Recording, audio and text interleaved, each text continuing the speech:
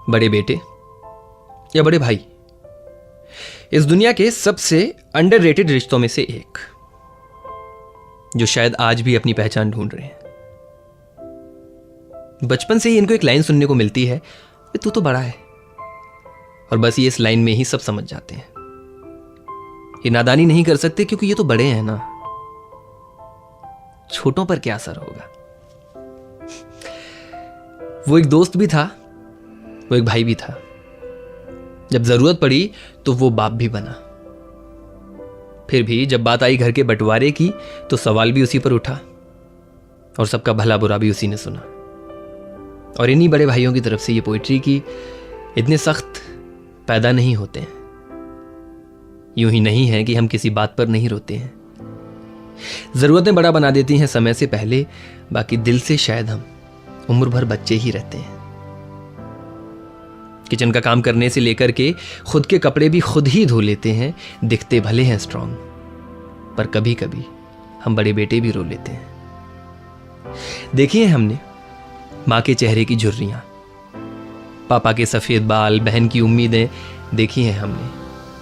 छोटे भाई का करियर हो या सोसाइटी में स्टेटस, इस सब को अपने कंधों पर आराम से ढो लेते हैं।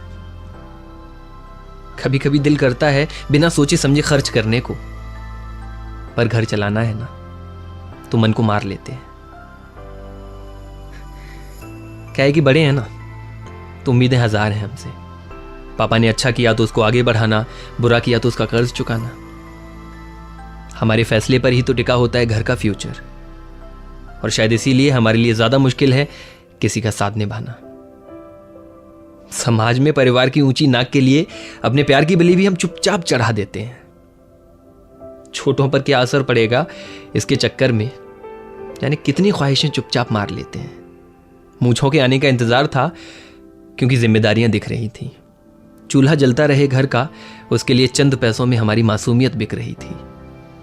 पैसे की कद्र शायद हम बहुत ज्यादा कर लेते हैं, पर फिर भी अपने जेब के आखिरी नोट को भी छोटे भाई के पर्स में चुपचाप रख देते हैं। त्योहार घर से दूर मनाना अब जैसे मजबूरी हो गई है।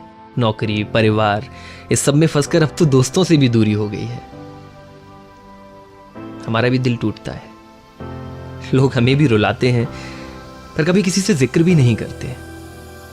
सबके सामने हंसते और अकेले में पलकें भिगो लेते हैं। दिखते भले हैं स्ट्रांग, पर कभी कभी हम बड़े बेटे भी रो लेते हैं। ज्यादा कुछ मत करना। आपके जो बड़े भाई हैं ना, उनको ये पोइट्री भेजना और सिर्फ एक आई लव यू लिख देना। बहुत कम ख्वाहिशें होती हैं हमारी, इतने में खुश हो जाएंगे। Thank you for watching. My name is Veda.